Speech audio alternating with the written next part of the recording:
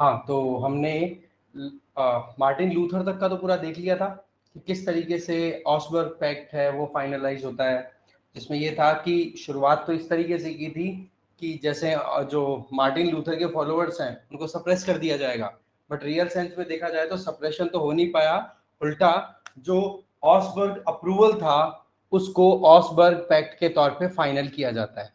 ठीक है, तो इस तरीके से जो जर्मनी में एक पकड़ थी, ठीक है, प्रोटेस्टेंट्स की, वो अच्छी खासी बन गई। फिर आता है नेक्स्ट कैल्विनिज्म।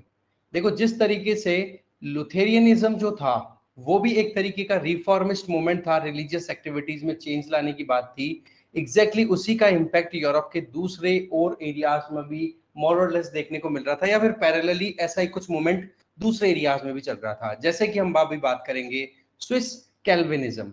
इसका मतलब कैल्विन एक लीडर आता है और उसके द्वारा दिया हुआ एक कॉन्सेप्ट। ठीक है, वैसे देखा जाए ना तो ये अपने आप में ज्यादा पावरफुल साबित होता है। ठीक है, कैल्विनिज्म कैसे साबित होता है, क्योंकि इसके कदम, इस आइडियोलॉजी को या इस मूवमेंट को फॉलो करने वाले जो लोग थे बड़े रेडिकल थे। लूथर ने तो क्या कहा कि रिलीजियस इंस्टीट्यूशंस को ही रिफॉर्म करो। कैल्विन या कैल्विन के फॉलोअर्स या कैल्विनिज्म को मानने वाले लोग, उन्होंने ये कहा कि इंस्टीट्यूशन जो चर्च है उससे कोई लेन देन ही मत रखो, आप सेपरेट हो जाओ। ठीक है, तो जो एक तरीके से हम जो वेस्टर्न सेक्युलरिज्म के मॉडल की हम बात करते हैं, जिसमें स्टेट का रिलीजन से कोई लेन देन नहीं है, उसका ओरिजिन मोर और लेस कैल्विनिज्म में देखने को मिल सकता है। अब हम ही बात करेंगे तो आपको और समझ में आएगा। ठीक है, तो ऐसे में स्विस जो प्रोटेस्टेंट्स थे उनमें सबसे पहले तो आते हैं जिसका नाम है हुल्डरिक ज्विंगली। ठीक है, एच ज्विंगली। फिर उसके बाद में आते हैं कैल्विन। ओके, तो ऐसे में कैल्विनिज्म जो पॉइंट है वो तो कैल्विन के नाम से है, बट इस चीज की शुरुआत किसने कर दी थी? ज्विंगली ने। अब ज्विंगली का अगर टेन्योर देखो तो 1484 से लेकर के 1531 तक का रहा। जन्म कहां पर हुआ? टोगनबर्ग, स्विट्जरलैंड में।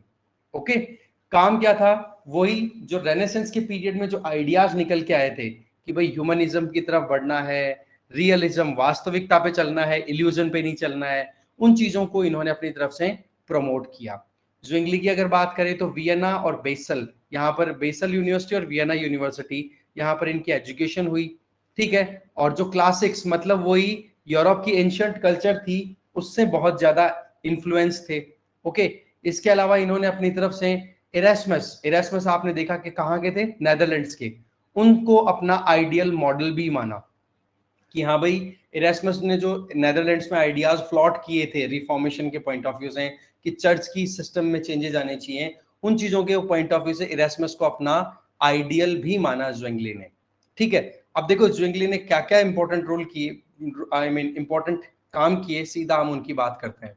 सबसे पहली चीज तो बाइबल की अथॉरिटी को सुप्रीम माना कि बोले बाइबल को अगर कोई समझ लेगा तो जरूरत नहीं है कि आपको किसी चर्च के चक्कर काटने पड़े। कुल मिलाकर के जो कैथोलिसिज्म में ऑर्थोडॉक्सी चल रही थी उसको कर दिया रिजेक्ट और बाइबल को सुप्रीम बनाने की कोशिश की। मोर और लेस वही मार्टिन लूथर ने किया, वैसा ही कुछ काम। साथ में जो कैथोलिक डॉक्ट्रिन्स थे, अगेन कि अपनी तरफ से जो भी वो जो 7-8 तरीके के अलग अलग एक्टिविटीज की जा रही थी ना, जिनमें papacy, high mass, consecration, fasting, pilgrimage, confession, ठीक है, इसके अलावा प्योरगेशन, पेनिटेंस, ये कुछ ऐसी एक्टिविटीज हुआ करती थी जो टिपिकल कैथोलिक आइडियोलॉजी से रिलेटेड थी कि ये काम तो करने ही चाहिए। अगर आप एक कैथोलिक क्रिश्चियन अपने आप को कहलवाना चाहते हो तो ये एक्टिविटीज तो आपको अपनी जिंदगी में करनी ही पड़ेगी। इन सब को रिजेक्ट किया, बोले ये काम नहीं चलने वाला। इसके फॉलोवर्स ने क्या कहा कि जो सैक्रिलेजियस एक्ट्स हैं वो करो। सैक्रिलेजियस का मतलब हो गया ऐसे काम करो जो कि वाकई में पवित्र हो, और पवित्रता भी किसके हिसाब से? ह्यूमन के पॉइंट ऑफ व्यू से, रियलिज्म पॉइंट ऑफ व्यू से। बाइबल में किन एक्टिविटीज को बताया गया है ह्यूमन, उनको फॉलो करो। तो ये चीजें अपने आप में चैलेंजिंग साबित हो रही थी स्विट्जरलैंड में भी। ओके, और ये आइडिया शुरू हो गया था ज्विंगली के टाइम पे। ठीक है, इसके अलावा आइडल ऑफ कैथोलिक सेंट्स, जो भी रोमन चर्च थे, ठीक है, उन चर्चेस के द्वारा बनाई हुई जो भी वहां के सेंट्स थे या पोप्स थे, उनके जो भी बनाए हुए पुतले थे ना, उनको भी इन्होंने रिजेक्ट किया। बोला आइडल का तो कोई मतलब ही नहीं होता है, आपको तो अपनी खुद की एक्टिविटीज पे काम करना होगा। दूसरी चीज एक इंपॉर्टेंट क्या यहाँ पर आती है, जो हम अभी डिफरेंस भी देखेंगे कि मार्टिन लूथर के द्वारा दिया हुआ आइडिया और इधर ज्विंगली और साथ में केल्विन, इनके द्वारा दिए हुए आइडियाज में क्या डिफरेंस है। तो वो डिफरेंस ये आता है कि मार्टिन लूथर ने चर्च की अथॉरिटी को सीधा रिजेक्ट नहीं किया, ठीक है, चर्च में रिफॉर्म्स की बात की, यहाँ चर्च की एक एक अथॉरिटी को डिस्कार्ड किया गया था, ठीक है, कि संतों की पूजा करो, संतों की आइडल्स को अगर मानो, बोलो वो चीजें चलने की जरूरत नहीं है, ठीक है। इन्होंने चर्च को अपनी तरफ से एकदम सेपरेट सिस्टम बना दिया। कुल मिलाकर के कैथोलिक चर्चेस की जो एसोसिएशन थी उसको तो किया रिजेक्ट, और अपने हिसाब से नए चर्चेस स्टैब्लिश किए जिनको बोला गया रिफॉर्म्ड चर्च, ठीक है। तो ये अपने आप में और भी ज्यादा एक्सट्रीम लेवल तक चले गए, ओके। इसके अलावा देखा जाए तो इन्होंने होली यूखेरिस्ट ये जो एक्टिविटी है ना, ये कब होती है, जब चर्च में कोई मान लो कि कोई बहुत बड़ा इवेंट हुआ है फाइनल, ठीक है, उसके बाद में वाइन प्लस ब्रेड इनको कंज्यूम किया जाता है, ठीक है। जैसे हम प्रीति भोज बोलते हैं ना, जैसे मान लो कि स्वामणी कर ली, स्वामणी के लिए क्या होता है, पूजा वूजा करके फिर जमाते हैं ना अपने यहाँ, अगर अपनी कल्चर से कंपेयर करें तो एग्जैक्टली वहां पर एक तरीके की जीमनी है, ठीक है।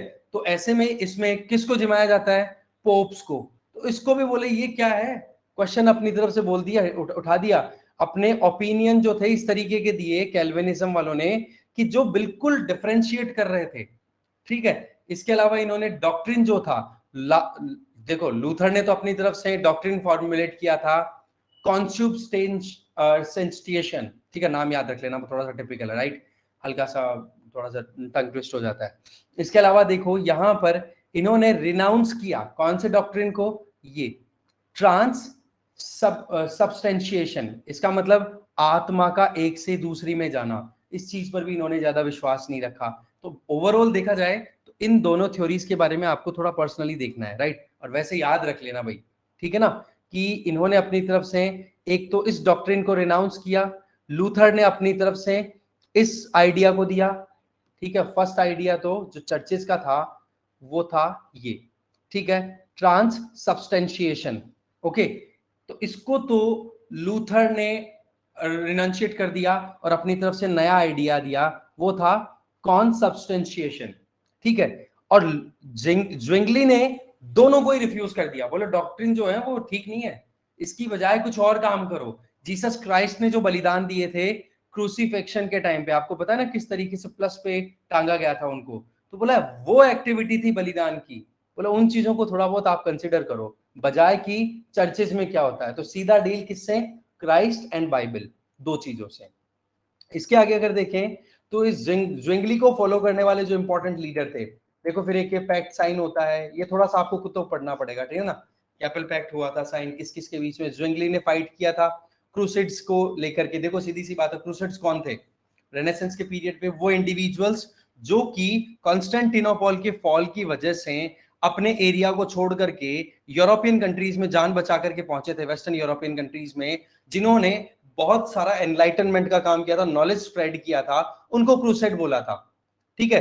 तो ज्विंगली जो थे उन्होंने आप देखो अपने खुद के मैसेज को स्प्रेड करते करते यहां तक कि अपने मतलब ये भी नहीं सोचा कि कब खा रहे हैं कब क्या, जब तक ये जिंदा था आदमी, इस इंसान ने लगातार रिफॉर्म्स की तरफ अपनी तरफ से काम किया। अल्टीमेटली कैपल पैक्ट साइन होता है, और आप देखो इस पैक्ट के बेसिस पे जिस तरीके से जर्मनी में हमने देखा था ना कि दो ग्रुप्स में डिवाइड हो गया था जर्मनी, एक तो कैथोलिक्स और एक प्रोटेस्टेंट्स, एग्जैक्टली वही डिवीजन यहां पर भी फाइनलाइज हो जाता है, ठीक है। तो ये थोड़ा सा ध्यान रखना। तो ऑसबर्ग पैक्ट है ना, वो तो रिलेटेड हो गया किससे, जर्मनी से, और कैपल या सेपल पैक्ट, सेपल बोलेंगे शायद इसको प्रॉपर्ली, सेपल पैक्ट जो था वो कहां से रिलेटेड हो गया, स्विट्जरलैंड से। फिर देखो ज्विंगली के बाद में इंपॉर्टेंट रिफॉर्मर आते हैं कैल्विन, और कैल्विन ने भी मोर और लेस अपनी एक्टिविटीज कंटिन्यू की, नाम था जॉन कैल्विन, ओके, और इसी के फॉलोवर थे ज्विंगली के ही, ठीक है। जॉन कैल्विन का जन्म हुआ था 1509 में फ्रांस में, ठीक है, और इन्फ्लुएंस किससे था, वही स्विट्जरलैंड में जो ज्विंगली का आइडिया था उसी चीज को, पर मोर और लेस इसी चीज को, ज्विंगली के द्वारा दिए हुए आइडिया को इन कैल्विन ने और ज्यादा सब्सटेंशिएट कर दिया, और ज्यादा रेलेवेंट बना दिया। तो अल्टीमेटली जो आइडियोलॉजी निकल के आई उसको बोल दिया गया कैल्विनिज्म, और इसकी शुरुआत किसने की, ज्विंगली ने। ये थोड़ा ध्यान रखना है, जॉन कैल्विन नहीं है इसका ओरिजिनेटर, ओरिजिनेटर तो ज्विंगली कंसिडर होगा। ठीक है, इसने अपनी तरफ से क्या बोल दिया, रेडिकल, बिल्कुल चर्च से कोई लेन देन नहीं है हमारा। पब्लिक और पब्लिक के लिए जो काम किया जाना है उसका और चर्च का, बोलो दोनों का कोई रिलेशन नहीं है। पब्लिक का काम पब्लिक के ओपिनियन से होगा। यहां से आइडिया लग जाता है कि सच में स्टेट का जो लेन देन था चर्च से, क्योंकि पहले क्या था, हर चीज में चर्च अपनी मनमानी करवाता था स्टेट से, अल्टीमेटली इस बंदे ने सेपरेट ही करवा दिया। फिर इसके आप देखोगे कि धीरे धीरे टाइम बीतता है, प्रोटेस्टेंट चर्च तो अपनी तरफ से स्टैब्लिश ज्विंगली ने करवाई दिए थे।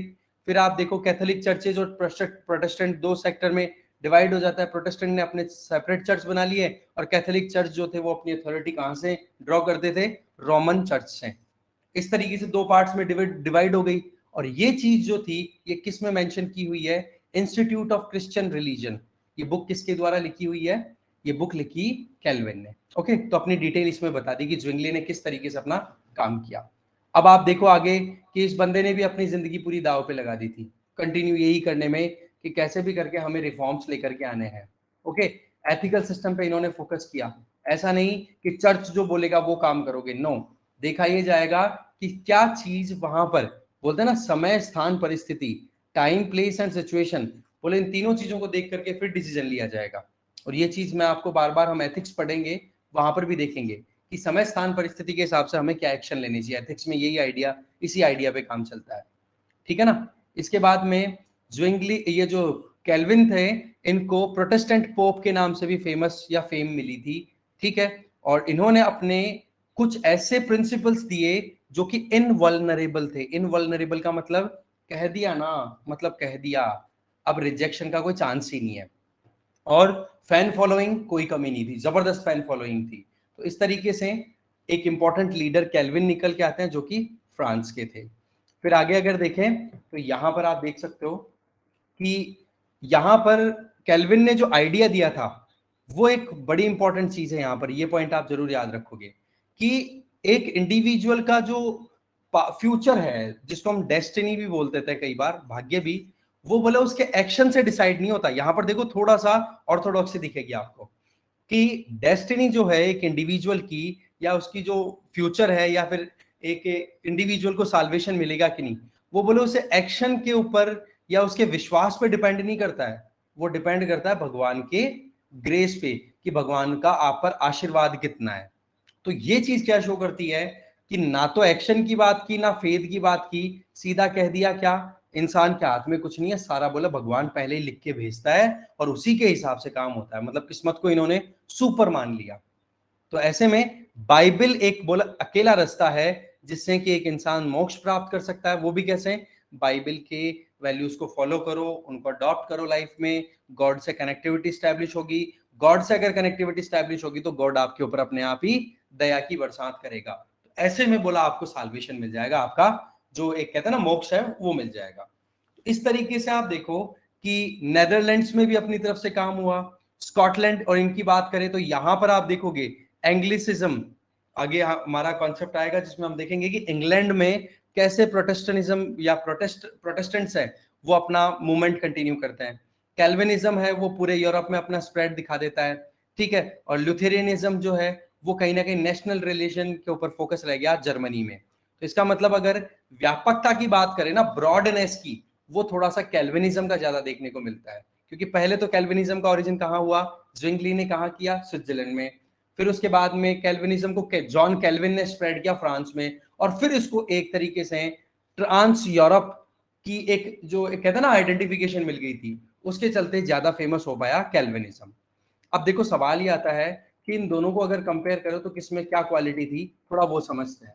एक सेकंड, हाँ, दोनों को अगर कंपेयर करें तो कंपैरिजन में पहली चीज तो ये क्वेश्चन बन सकता है ना, ये अच्छा है टॉपिक, कि दोनों लूथर और कैल्विन, दोनों में अगर देखें तो कुछ कॉमन चीजें थी। नंबर वन, दोनों ने कैथोलिक चर्चेस को क्या किया, बिल्कुल अपोज किया। और इन्होंने अपनी तरफ से एक नया ही सेपरेट ही सिस्टम शुरू कर दिया, सेपरेट सेक्ट शुरू कर दिया।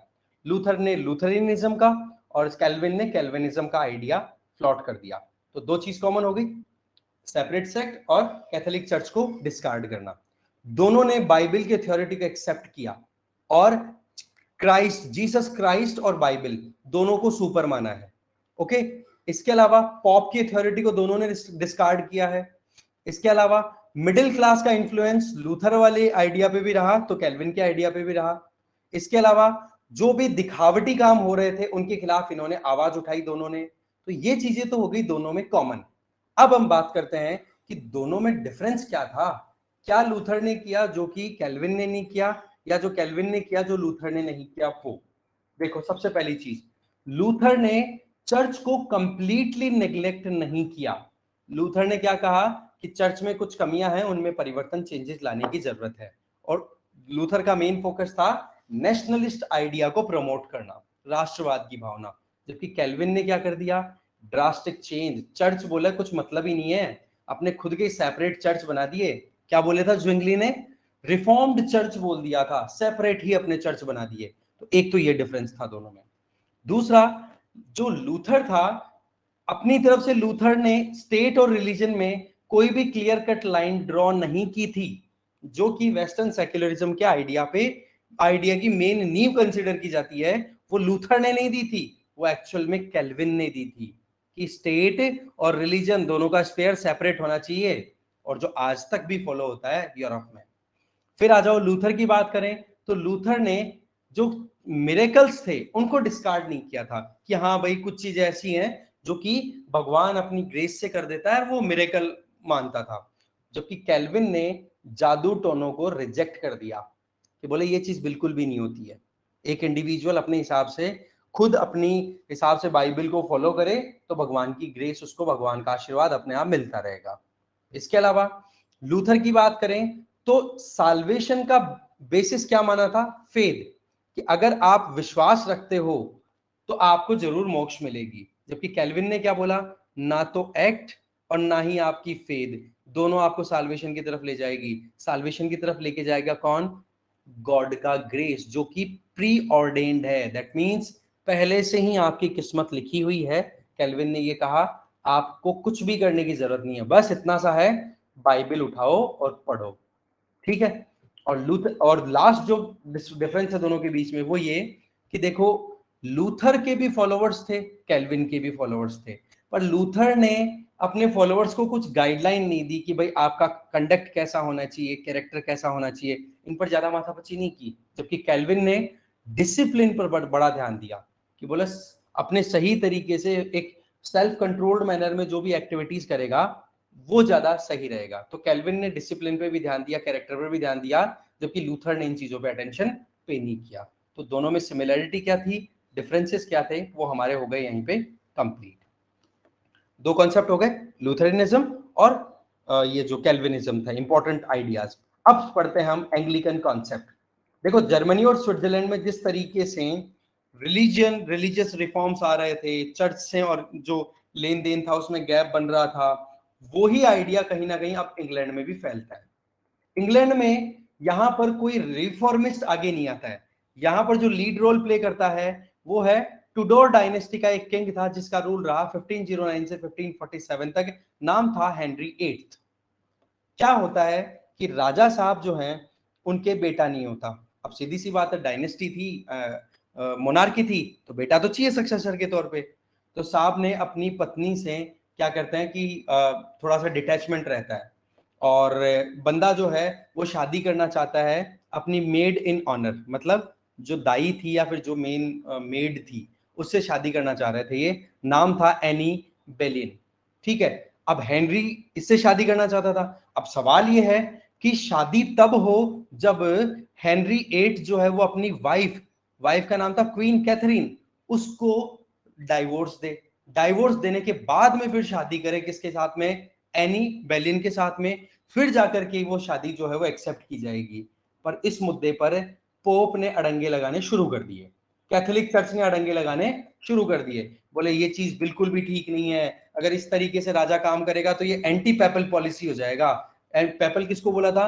कि रोमन एरिया जो थी, रोमन जो रोम के आसपास के जो कैथोलिक चर्च का इन्फ्लुएंस था उसके आसपास के एरियाज को पेपल एरियाज बोला गया था। तो बोला एंटी पेपल हो जाएगा, और रोमन कैथोलिक चर्च के द्वारा जो आइडिया दिए हुए हैं उनको आप कैसे इग्नोर कर सकते हो? तो भाई साहब हेनरी को आ गया गुस्सा। तो सबसे पहले तो पोप ने तो अपनी तरफ से एक्शन लेकर के क्या कहा कि राजा जो है वो काम ढंग से नहीं कर रहा है, इसलिए हम उसको रिलीजन से बहिष्कृत करते हैं, निकाल देते हैं। इतने में हेनरी VIII ने अपनी तरफ से, रिलीजन से तो सेपरेट हो ही गया, कैथोलिसिज्म से तो कैथोलिक अब नहीं रहा, और उसने बोल दिया कि बोला अब से सुप्रीम अथॉरिटी ऑफ इंग्लैंड कौन है, चर्च ना होने की बजाय कौन रहेगा, रूलर खुद रहेगा। ठीक है, तो ऐसे में आप देख सकते हो कि रूलर आ गया ऊपर और चर्च को कर दिया साइड में। और अब चर्च में भी रिफॉर्म्स आते हैं, जो आगे हेनरी की डेथ के बाद में एडवर्ड VI आता है, उसने कुछ रिफॉर्म इंट्रोड्यूस किए, और वो रिफॉर्म मोर और लेस किस पे डिपेंडेंट थे, जो स्विट्जरलैंड और जर्मनी में जो आइडियाज फ्लॉट हो रहे थे, प्रोटेस्टेंट जो थे, उन्हीं के आइडिया पे बेस्ड, प्रोटेस्टेंटिज्म पे बेस्ड। ठीक है, प्रोटेस्टेंट जो थे उन पे बेस्ड। तो एडवर्ड VI ने अपनी तरफ से एक बुक रिलीज की, बुक ऑफ कॉमन प्रेयर्स, और उसमें लगभग 42 आर्टिकल्स लिखे, और वो 42 आर्टिकल्स किससे रिलेटेड थे, डॉक्ट्रिन ऑफ प्रोटेस्टेंटिज्म। ठीक है, अब आप देखो, फिर एडवर्ड VI के बाद में इसकी बहन मैरी टूडोर, ठीक है, मैरी द किलर या ब्लडी मैरी करके ऐसे करके फेमस है ये लेडी। ठीक है, इस बंदी ने फिर बाद में कैथोलिक चर्च को थोड़ा सा रीइंट्रोड्यूस करने की कोशिश की, क्योंकि प्रोटेस्टेंट का जो आइडिया था हेनरी का और एडवर्ड का लाया हुआ, उसको डिस्कार्ड करने की कोशिश की थी मैरी ने, और उसके चलते बहुत सारे लोगों को सजा दी गई थी। ठीक है, और वही चीज है, मैरी के बाद में फिर सक्सीड किसने किया, एलिजाबेथ फर्स्ट। अभी तो एलिजाबेथ II का रूल चल रहा है ना, एलिजाबेथ फर्स्ट आई थी। ये टाइम था जब हमारे यहाँ पर अकबर का रूल चल रहा था। ठीक है ना, ऊपर देख चुके हम साल। ठीक है, अकबर का रूल था, जहांगीर का रूल आने वाला ही था कुछ दिनों में, कुछ सालों में।